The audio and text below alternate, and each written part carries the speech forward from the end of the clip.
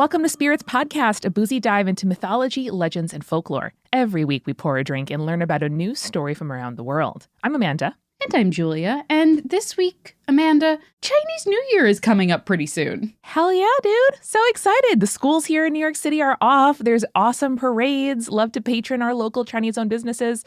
What a good time of year. Yeah, so it is going to begin on February 10th this year. It is the Year of the Dragon, which I'm kind of really excited about. It's supposed to be a very lucky year. And because it's coming up so soon, I've been thinking a lot about the New Year and the Chinese Zodiac. And I'm realizing that while I knew like a little bit about these kind of things through stories and references and media and stuff like that, I don't know a lot about the origins of either. So today, I kind of want to talk about the origins of the Chinese Zodiac, the legendary origins of the animals and the New Year, and then also talk about the way that the festival is typically celebrated. I love that. Because this is kind of like an important cultural and religious holiday celebrated not just in China, but across the world, as we just mentioned.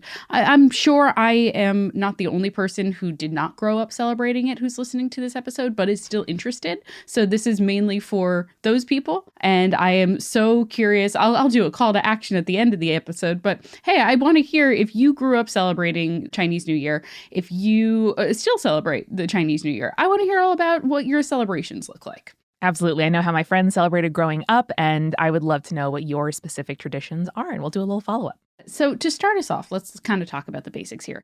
Chinese New Year celebrates the beginning of the year for the traditional Chinese calendar, which is a lunisolar calendar. And they're just like the Jews, baby. And therefore, the year starts on the second new moon after the winter solstice.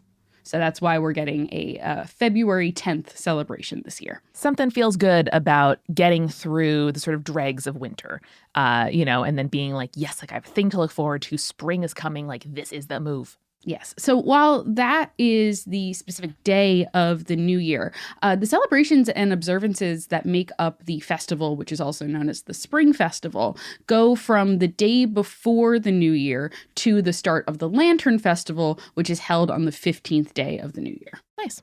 So we'll talk a little bit more about the details of the celebration in the latter half of the episode. But the first thing I want to do is talk about the Chinese Zodiac, as each new year is connected to one of 12 animals that are part of this 12-year cycle that is the Chinese Zodiac. I love it. I say Zodiac. And there are some similarities between the Western Zodiac and the Chinese Zodiac.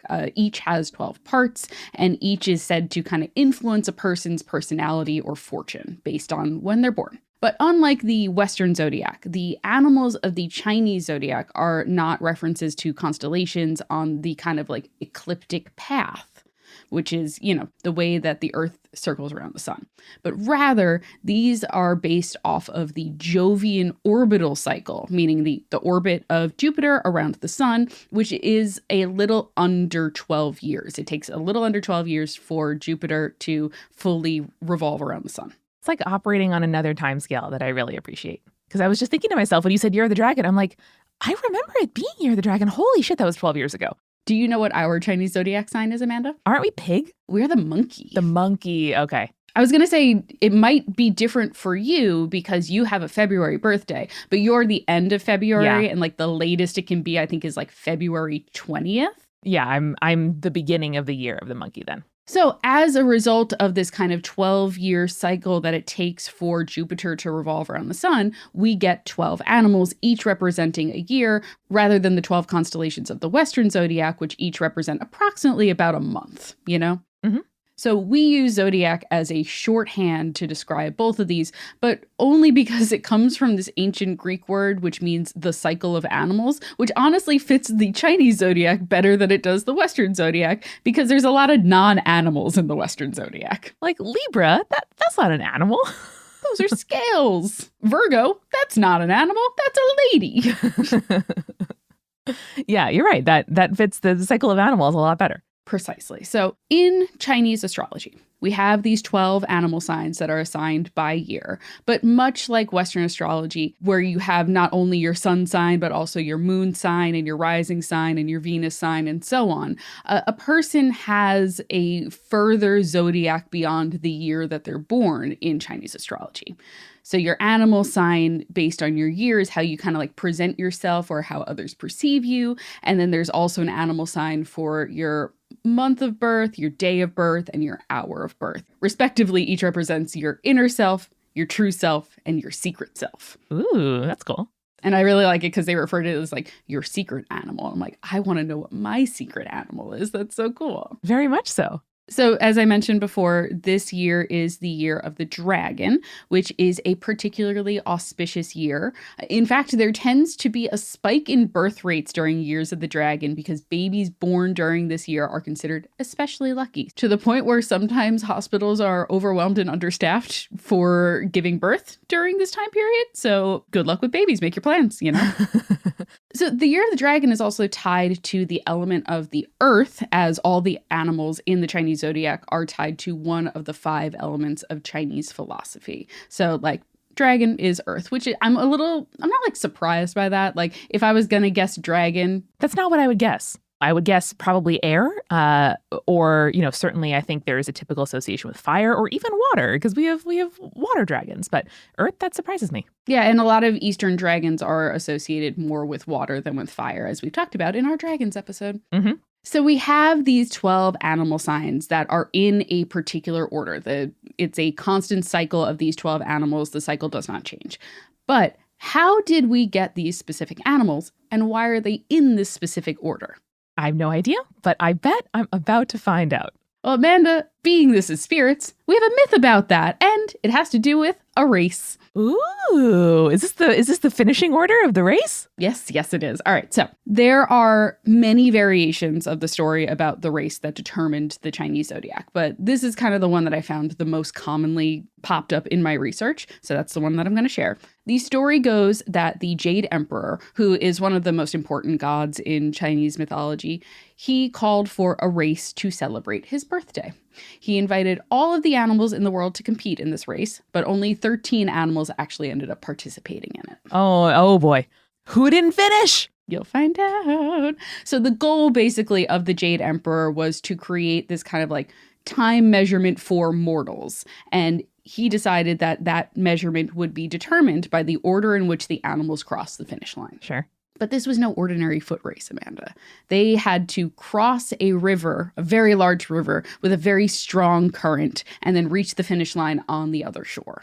I'm not going to lie to you. That feels a little bit biased against non-amphibian or aquatic animals. Well, yes, that is 100% true. But you'll see what happens. So 13 animals were to compete in the race. They were the pig, dog, rooster, monkey, sheep, horse, snake, dragon, rabbit, tiger, ox, rat, and cat.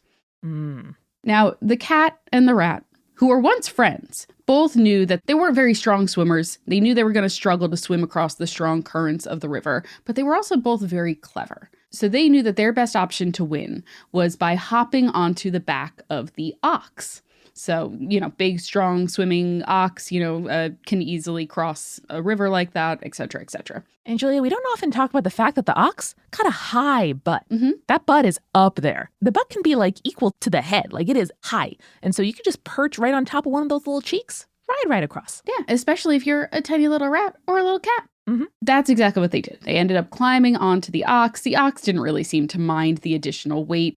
Cat at most, 20 pounds? I'm sure some conspirators will be like, my cat, though. Yeah, I think 20 pounds is large for a cat. I'm aiming high for the cat size on that one. Dude, Julia, my cousin has 3 Maine Coons. They literally together weigh more than like his 8-year-old. They're huge cats. But also Maine Coon, not native to China in general, so probably wasn't a Maine Coon that was doing this race. No. But I like it. I like the image. I like the vibe. Fair. So they are crossing the river on the back of this ox. However, the rat was eager to win the race. He wanted to impress the Jade Emperor. So halfway across the river, the rat pushed the cat into the river. No, damn. In some stories, the cat drowns. In other stories, he's simply swept away and cannot complete the race. There's also another version of the story where like everyone got invitations and the rat told the cat that it was a different day, and so the cat misses the race entirely. Damn. So like either way, like the cat and the rat, that's why they have beef. Makes a lot of sense. There's history there. So that's why cats are always eager to catch rats. And that's like a good, not only do we have a mythological origin for the Chinese Zodiac cycle, but also now we have a story for why cats want to eat rats. Incredible. Tom and Jerry have no idea. So regardless of what version or what happens, the ox and the rat make it across the river. The rat leaps from the back of the ox, comes in first in the race, and then the ox comes in second. And then soon behind the ox is the tiger, who is quite strong, able to cross the river with ease. Tigers, shockingly good swimmers, by the way, like just in general, like in real life. Really? I mean, I guess that makes sense. I sort of associate cats with not loving water necessarily, but like tigers live in jungles and forests and mountains with all kinds of water in there. Yeah, yeah. I don't know if you've ever been to like a zoo where they have tigers, but like oftentimes if the tigers are active, they're out in the water. And it's like really cool to just see them like bopping around with like a little ball and stuff like that, just swimming, just doing their thing. So cute. So as these three, the rat, the ox, and the tiger cross the finish line, soon after they hear a loud thumping noise, which is the rabbit. So the rabbit appears, he crosses the finish line. He had, rather than swim, jumped from stone to cross the river, which is smart because he's a little rabbit. He can't really swim that well. He didn't even get wet. He looks great for his finish line photo. Well, Amanda, he did get a little wet because as he's jumping from stone to stone, he ends up slipping on one of the wet stones and falls into the river, right? All right. Luckily, there was a log that was floating by at the time, and the rabbit was able to grab onto it, and then it floated to the shore, letting the rabbit finish in fourth. Love to hear it. Now, not far behind the rabbit, the dragon comes across the finish line, which kind of surprises both the Jade Emperor and all of the other animals, because they were like, hey, the dragon can fly. Shouldn't you have won? You could have just gone right across. And the dragon tells the Jade Emperor, hey, I stopped several times on my journey to help villagers that were having some trouble on the river. Cute. And then I was approaching the finish line, but then I saw the rabbit on the log and he seemed like he was having a tough time. So I blew a little wind his way and brushed him onto the shore so he could arrive safely. Dragon? What a mensch. Dragon, good boy. So the dragon ends up coming in fifth behind the rabbit. And then not long after that, the horse gallops up to the finish line. However, Amanda, the horse did not realize at the time that the snake had actually slithered up its leg and had kind of hitched a ride on the horse, similar to how the rat and the cat had hitched a ride on the ox. I see. Now, the snake appearing in front of the horse scares that horse because he's a big creature, but he's scared of snakes, obviously. Yeah. And then the snake uses that to his advantage, comes in sixth place, horse comes in seventh. Piss. Yeah. But also, horses, good instincts, and a snake bite can take down a horse. True facts. True facts. It took a little bit more time, but the next to arrive at the finish line were the monkey, the rooster, and the sheep. And unlike the other animals who had used their own strengths or had taken advantage of others, the monkey, the rooster, and the sheep had all agreed to work together to get to the finish line. Nice. So the rooster had located a raft while the other two animals had climbed aboard, and they worked together to kind of navigate this dangerous river and crossed it so that the sheep became the 8th, the monkey became the 9th, and the rooster became the 10th. Nice. Very cooperative. I'm into it. I love that. If you're going to be like, yeah, I'm a monkey, I can't really swim super well. I'm also a sheep, I can't swim super well. I'm a rooster, so I can't really fly, I guess. So we'll all just cross together. Like, what a great teamwork building. Exactly. I can wait another year or two. I really like the idea of this being like the teamwork exercise for like a company that the Jade Emperor is like throwing. And then there's a ropes course after this. Exactly. And the floor is lava, and these little scooters are islands, and you must get across. Oh man, I miss that scooter game from elementary school. That was so cool. I know. So the next to arrive was the dog, who was a great swimmer. Dogs, pretty good swimmers. But he had arrived to the race actually late, and so therefore was one of the last to finish because he just didn't get there on time. What was he doing? I don't know. Chilling. Chilling, playing, getting like distracted about peanut butter. He found a big stick and then could not get it through a doorway. That's my favorite dog thing. Oh, shit. He's like, look how big the stick is. Always happens. So the dog finished in 11th. And the Jade Emperor at this point, getting tired of waiting to see who the last animal to arrive is going to be, checking out that river is like, you know, it would be really nice right now. I want to take a bath in that river. That would be really good. I want to take a quick bath, like, you know, enjoy my birthday. A nice bath on someone's birthday? Wonderful. Love it. Sure. So just as he is about to get into those tempting waters and call the race off, he hears the small little oink, and the pig arrives. Oh, the pig. Now, the pig had become hungry in the middle of the race, decided to stop, find some food. After he ate, fell asleep, which, you know, honestly, relatable. Same. So relatable. But he managed to cross the river once he woke up from his nap, thus making him the 12th and last animal to arrive. Listen, Julia, if you ask me, the pig actually won here because he got to have a snack, have a nap, and still make it into the Zodiac. You know what? I think we should all embody the pig a little bit more. When the year of the pig rolls around again in 7 years, I think, we should all just take that as a year where we're like, we're going to treat ourselves. We're going to take our time. We're going to be gentle with ourselves and not feel rushed by society. We're going to have more snacks, have more naps. The finish line comes for us all one day, and 11 of us didn't have a snack or a nap, and one of us did. Yeah. Who do you want to be? Some of us did get to sleep in a little and then arrive late. I'm looking at you, dog. Meanwhile, some of us were like, I had to help many people on the way over here, and that's why I'm 5th. Good for the dragon. Now we know the origin of these zodiac animals, and that means we can get to the New Year celebrations. But before we do that, Amanda, let's go and we'll grab our refill. Let's do it. Hey, it's Julia, and welcome to the refill. Let's start off first by thanking our newest patrons. Thank you so much to Shanti, Charlotte, Sarah, and Letty. Thank you so much for supporting us here on Patreon, and you can support us like our supporting producer level patrons: Alicia, Anne, Ariana, Ginger Spursboy, Hannah, Jack Marie, Jane, Nieselkins, Lily, Matthew, Nathan, Phil Fresh, Rico Like, Captain Jonathan Malachi Cosmos, Sarah, and Scott, and of course our legend level patrons: Audra, Bex, Chibi Yokai, Morgan H, Sarah, and BME Up Scotty. And if you would like to join the ranks of our patrons here on Patreon, go to patreon.com/spiritspodcast, where you can get some cool rewards. Like, for instance, if we were to go on a tour, say, coming up soon, you would get stuff like early access to those tickets for our tour. So go to patreon.com/spiritspodcast today to sign up and get some very, very cool rewards. Now, normally I would put a recommendation here. We'll get to that in a second. But we have to talk about how Spirits and Join the Party are going on tour right now. We are doing a 7-city tour in March, starting on March 21st in Seattle, Minneapolis, Chicago, Boston, New York City, Philadelphia, and Washington, D.C.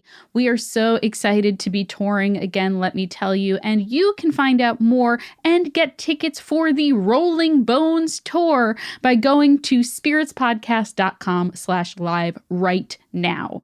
That's spiritspodcast.com/live to get your tickets to the Rolling Bones tour. Go do it. My recommendation for you this week, I teased it before, but I am really enjoying Infamous by Lex Croucher. It is like a queer Bridgerton kind of thing. I am really digging it, and it scratches that itch for me of the kind of like romantic, but also historical and also a little bit queer romance novel that I really enjoy. So that's Infamous by Lex Croucher.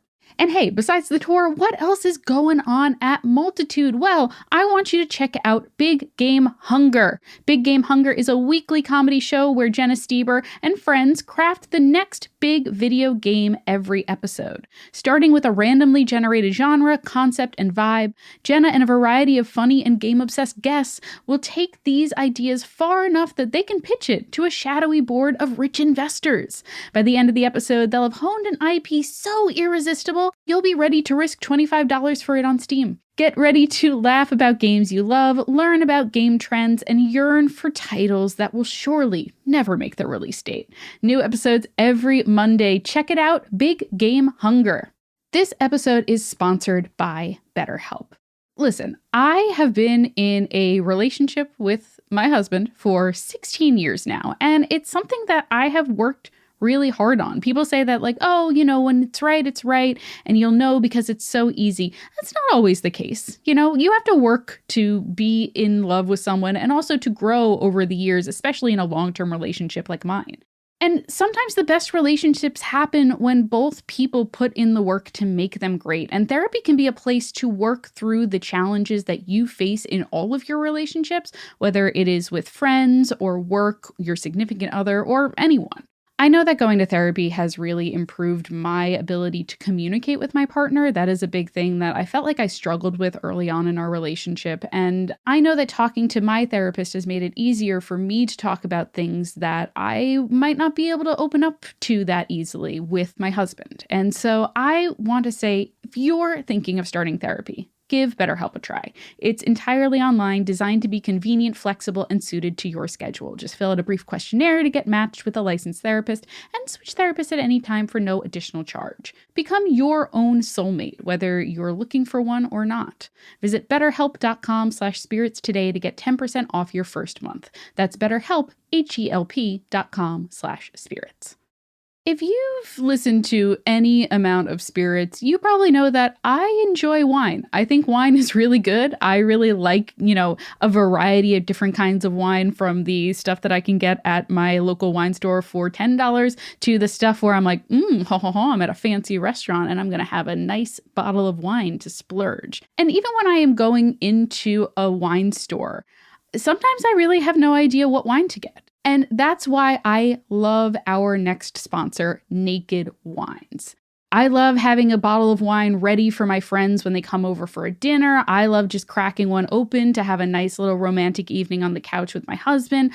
I really enjoy wine, really in any sort of setting. But did you know when you buy wine today, most of your money goes to things like fancy packaging or big budget marketing campaigns and also tax. And that's wild, Plus, even after all of that, you don't even know if you'll like the wine until you've already bought it. Now, this podcast is sponsored by Naked Wines, and Naked Wines is a subscription service that seamlessly connects you to the finest independent winemakers on the planet so that you get a box of the market's best quality wines however often you'd like for a fraction of the price you'd normally pay in stores. They are able to connect winemakers and wine drinkers directly, allowing for vineyard to your door delivery at up to 60% off of what you would pay in the store. And so by cutting out the traditional retail middleman costs and markups, winemakers can pass those savings on to you without skimping on quality. And as a result, you get exclusive access to hundreds of top quality award-winning wines at a huge savings, making Naked Wine perfect for any type of wine drinker. Now, listen, I love Naked Wine. It's really enjoyable. And I like the variety that you can get with each box. Like, for example, Jake is more of a white wine drinker. I am more of a red wine drinker. And I can mix things up and I can get whatever mix I want of those wines when they get delivered by Naked Wine. So head to nakedwines.com/spirits and click enter voucher in the top right when you get to the website and put in Spirits for both the code and password to get 6 bottles of wine for just $39.99 with shipping included. That's $100 off and less than $7 per bottle. That's nakedwine.com/spirits and use the code and password Spirits and grab 6 bottles for just $39.99. One last time. That's nakedwines.com/spirits, code and password Spirits for $100 off your first 6 bottles. And finally, we are sponsored by Green Chef. Green Chef is a CCOF certified meal kit company. Green Chef makes eating well easy with plans that fit every lifestyle. Whether you're keto, paleo, vegan, vegetarian, gluten-free, or just looking for more balanced meals, Green Chef offers a range of recipes to suit your preferences. I know a lot of my friends decided to change up their diet in the new year. Some of them went vegetarian, some of them are trying a keto diet. I know my mother-in-law is trying to go gluten-free. way. And Green Chef makes it so easy to do that. You can embark on a delicious culinary adventure with their diverse menu. Each week, you can choose from over 80 flavor-packed options, and you can easily customize your meals to suit your lifestyle. Again, with preferences like keto or vegan or vegetarian, fast and fit, Mediterranean, which I really enjoy, gluten-free, and protein-packed. And Green Chef offers unique farm-fresh ingredients, organic whole fruits and veggies, and premium proteins. It doesn't get better than that. So I would say savor Green Chef's seasonal-inspired recipes where they celebrate the peak ingredients, flavors, and freshness of every season, which is definitely something that I look for in a meal kit. I want to be eating seasonally and, eating what is fresh right now, and Green Chef really allows me to do that, and I really, really like their product. And what I love about Green Chef is that choosing Green Chef means choosing real, wholesome foods that don't just fill you up, but also support a healthy lifestyle. It's more than just satisfying your hunger. It is feeling good with every bite. So go to greenchef.com/60spirits and use code 60spirits to get 60% off plus 20% off your next 2 months. Again, go to greenchef.com/60spirits and use code 60spirits to get 60% off plus 20% off your next 2 months. Green Chef, the #1 meal kit for eating well. And now let's get back to the show.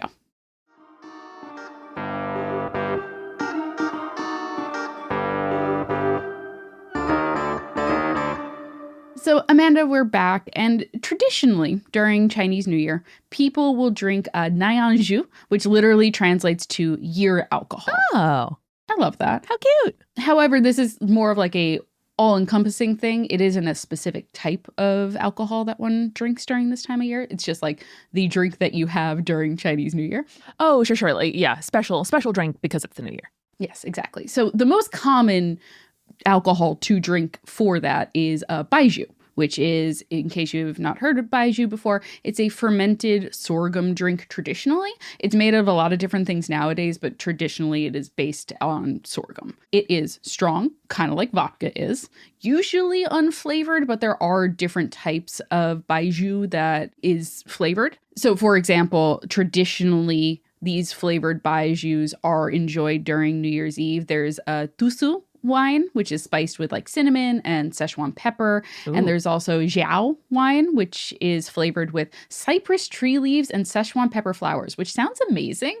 Yeah, I got to get my hands on some of this. Yeah. I think it's really cool as well because in the West, we have a lot of like aperitifs, usually coming out of Europe and stuff like that, which have a lot of different like spices and herbs and whatnot. But I sometimes I get bored with like and there's licorice, and there's this, and there's that. And I feel like this would be like cypress tree leaves and Szechuan pepper flowers. That sounds amazing. That sounds so good. Yeah. And like wake up your palate or, give you a little bit of like, when you had a full meal and you have like a nice, floral or herbal or even spicy sort of palate cleanser. That's lovely.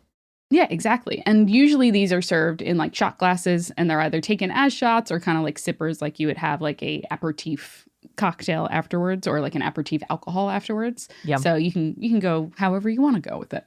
If you can find some baijiu around you, I would definitely recommend trying to get some for any sort of New Year celebration that you might be a part of. And you could also use it to make a martini, which I would also recommend as a way to do it.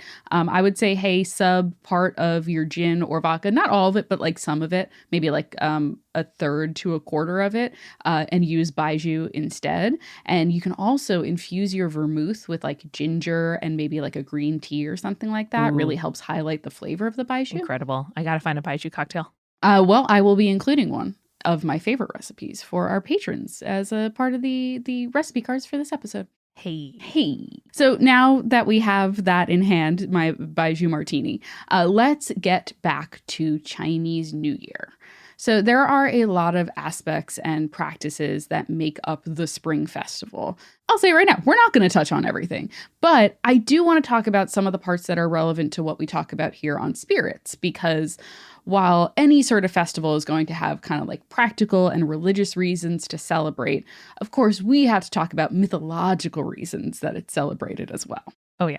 So it was said that in the past, there was a beast that was called the Nian, which lived away from people, either in the sea or far in the mountains, depending on where the story is being told. Whatever the like scary area near your village was, that's where the Nian would hang out. So it was a creature that had a flat face of a lion, the body of a dog, but like much larger, and huge teeth, particularly like the incisors were like very, very big, right? So once a year, every year, at the beginning of the year, the Nian would emerge from its hiding place, either in the sea or in the mountains, and it would go hunting. It had a particular taste not only for livestock and for crops, but for people as well. So it would attack during the winter when food was scarce and people were already struggling. And it would sometimes eat their crops. And then if that did not satisfy it, it would attempt to eat the children of the village. However, from observing it, one of the stories goes that like everyone was very afraid of this, and an old man decided that he was going to stay up and watch it and see if it had any weaknesses or anything like that. So they discovered that the Nian was afraid of certain things. So it was afraid of the color red. It was afraid of loud noises. It was afraid of fire. So the villagers took preparations the following year to ward off the Nian. They put red lanterns in their windows. They put red decorations on their doors. They set off fireworks. They banged on drums and on empty bowls. And if all else failed, they left food out on their doorstep so that if the Nian wasn't scared away by all those things, it would eat the food rather than them. Brilliant. Yeah, this is a smart move. And I'm drawing some lines in my head between, certain parades, customs, fireworks, firecrackers. Yes, exactly. So, as such, many of the activities that warded off the Nian continued to be a part of the New Year festivities, including the dragon and lion dances, which I think is probably, if you're picturing a Chinese New Year celebration, you are probably picturing either a dragon or a lion dance. Which have you like seen one live, Amanda, before? Oh yeah, no, it's truly astonishing. The dancers are so good. The streets are packed and shut down, and so beautiful, and they really do tell a story. Yes, it's so the Chinese lion and dragon dances are not exclusive to Chinese New Year and the Spring Festival, but a lot of times when it is performed during this time of year, it is retelling the story of the Nian. Incredible. Another practice that is tied to a mythological story that is practiced at Chinese New Year is the practice of giving out red envelopes. Have you heard of this before? I have, where you give gifts to people, and even if it's not a ton of money, it's sort of from my outside understanding, a way to pay forward fortune for the new year. Yes. So typically it is married couples or elder members of the family that give it to either younger members of the family or just like unmarried members of the family. Almost always has money inside. The amount varies based on tradition and family. This kind of money is supposed to suppress evil spirits and bring wealth and good fortune, like you pointed out. It's also usually a denomination of 8 in some way, because 8 is considered an extremely fortunate number. Nice. So this tradition comes from a story about a monster called Sue, which is said to have come out every New Year's Eve and would touch the heads of sleeping children. Okay. Already somewhat creepy. Very creepy. Yep. This would cause harm to the children. It would frighten them. It would wake them up. It would give them a fever that could be deadly. Oh, no. Yeah, I was like, 2 of those things are not like the final thing. I mean, even if it was simply creepy, that would be enough, Dianu, but like, damn. The original story goes, that there was an elderly couple who had a young son who was worried that the Sue would cause their son harm. I also feel like this is a very classic kind of, like we've talked about kind of the fairy tale stories where it's like, and they begged to have a child, and then finally they were given the child, but then the child is endangered in some way. Yeah. It follows those kind of beats very classically. Of course. And what a way to heighten tension, because especially when the, child is the result of struggle, you don't want additional struggle afterward. No, but like totally understandable when you worked so hard and like probably gave up a lot in order to have that child. Yeah. You want to make sure that child is safe. You want that to be the happy ending to the story and not the, the intermission. So the couple decide that they're concerned that if the boy falls asleep, he will fall prey to the sue. So they take out 8 copper coins to entertain the boy. Oh, very shiny, very nice, fun to play with. However, much like all babies do, son grows very tired. So they say, okay, we're gonna let you go to sleep. But they put the 8 copper coins into a red paper bag and then place that under the child's pillow. Can't hurt. As the monster did every year, the sue arrives while the child is sleeping. But when it reached to touch the child's head, the pillow glowed with a bright golden light, which scared away the monster. Nice. Now, the story spread across the land, and so the tradition of giving money within the red envelope or the red bag to children became a part of the tradition in order to protect them from harm.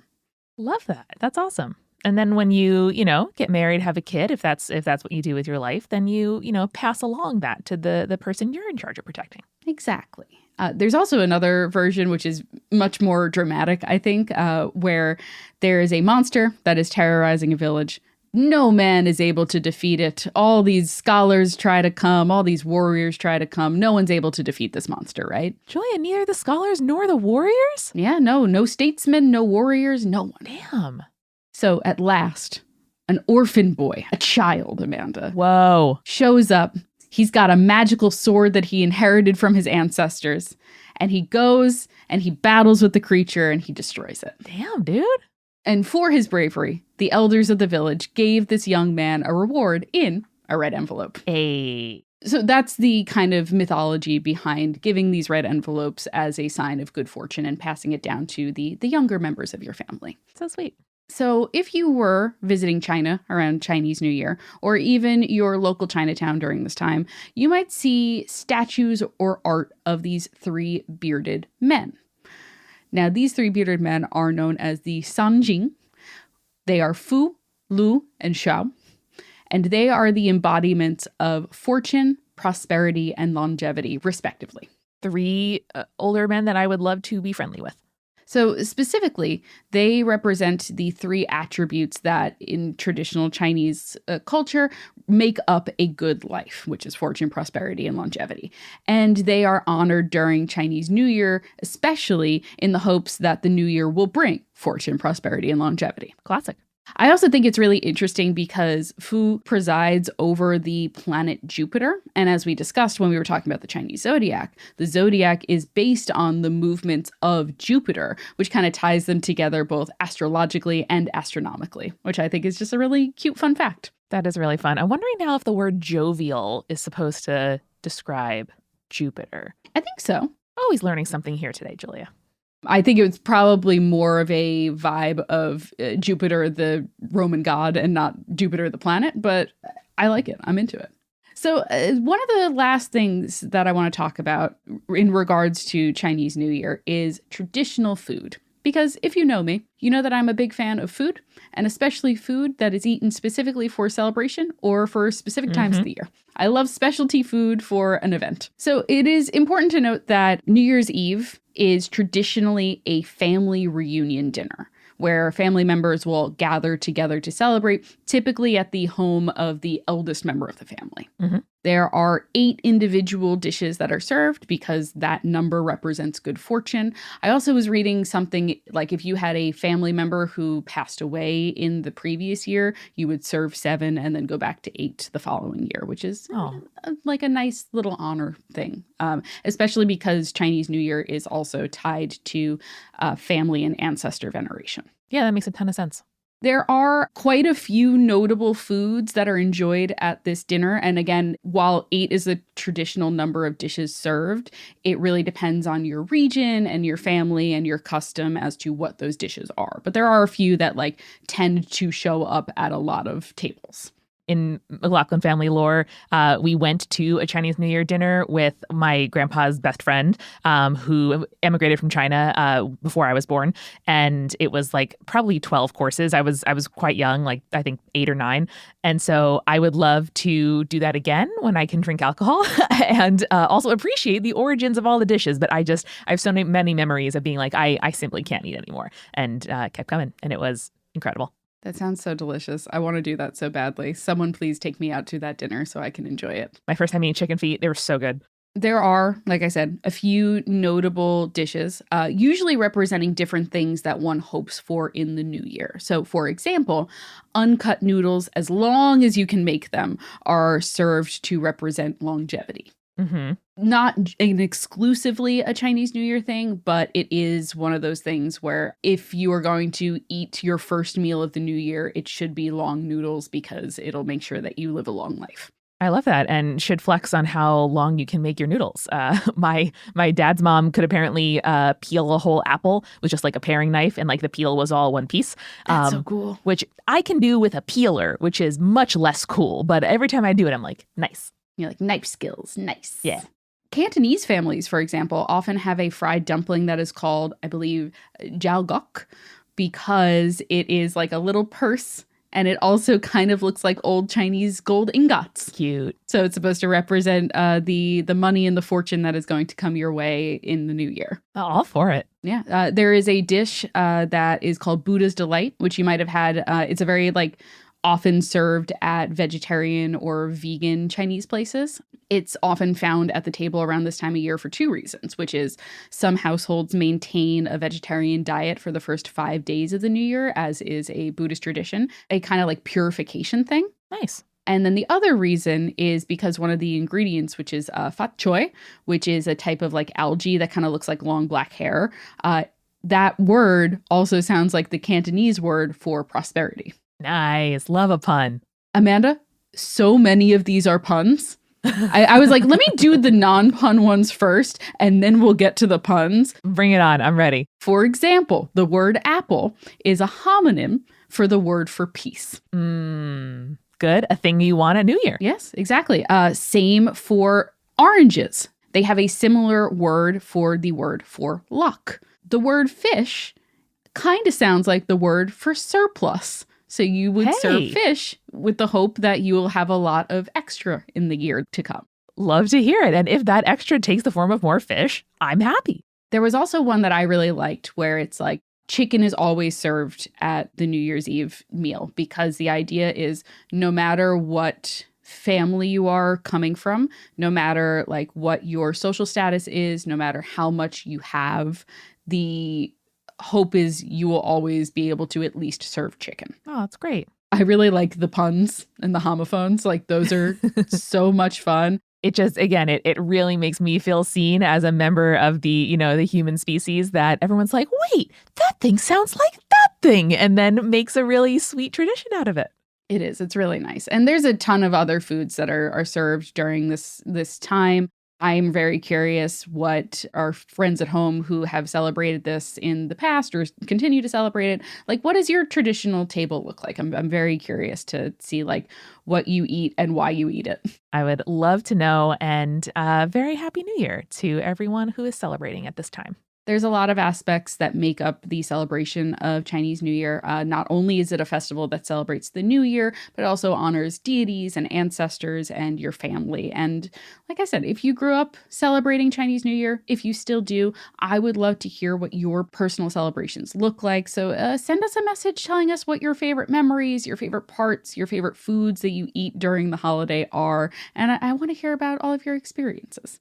Love to hear it. And Julia, thank you for giving us this wonderful tour of the origins and ways that the new year is celebrated and why. It is my pleasure. And hey, next time you are crossing a river to impress the Jade Emperor, stay creepy. Stay cool.